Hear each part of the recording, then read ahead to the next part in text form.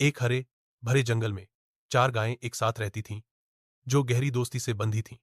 वे एक दूसरे को खाती थीं, सोती थीं और देखती थीं।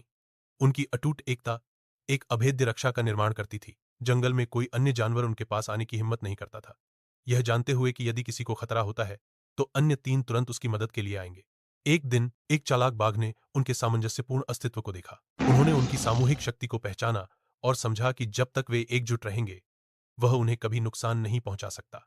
उसने इंतजार करने का फैसला किया, धैर्यपूर्वक फूट डालने के अवसर की प्रतीक्षा की। आखिरकार गायों के बंधन में दरारें आ गईं। वे झगड़ने लगे, एक दूसरे की पूंछ खींचते और धकेलते हुए, यहां तक कि अपने सींगों से एक दूसरे को छेदते हुए।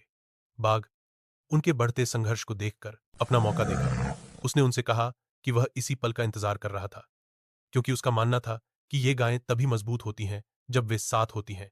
अब जब वे अकेले थे तो उसने घोषणा की, उन्हें एक एक करके चुनना आसान होगा। बाघ फिर पहली गाय के पास गया। गाय अपनी भेद्यता का एहसास करते हुए अब अपने दोस्तों को अपने साथ नहीं रखती थी। उसने अपने दोस्तों की सुरक्षा के लिए प्रार्थना की, खुद को बलिदान के रूप में पेश किया। बाघ मान गया और उसने उसे खा लिया।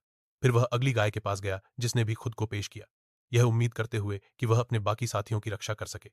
बाघ ने उसे भी खा लिया। उसकी भूख बढ़ती गई। फिर उसने तीसरी गाय का पीछा किया, जो उसके त्वरित मोड़ों और छिपने के प्रयासों के बावजूद अंततः पकड़ी गई और उसका भोजन बनी। अंत में केवल एक गाय बची रही।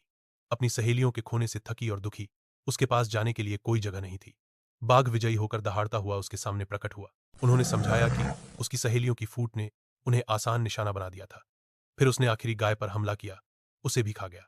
जंगल शांत हो गया, जो फूट के विनाशकारी परिणामों का प्रमाण था। बाघ, जिसने आसानी से एक बार के दुर्जय समूह को हरा दिया था, छाया में गायब होने से पहले एक अंतिम ठंडी दहाड़ छोड़ी।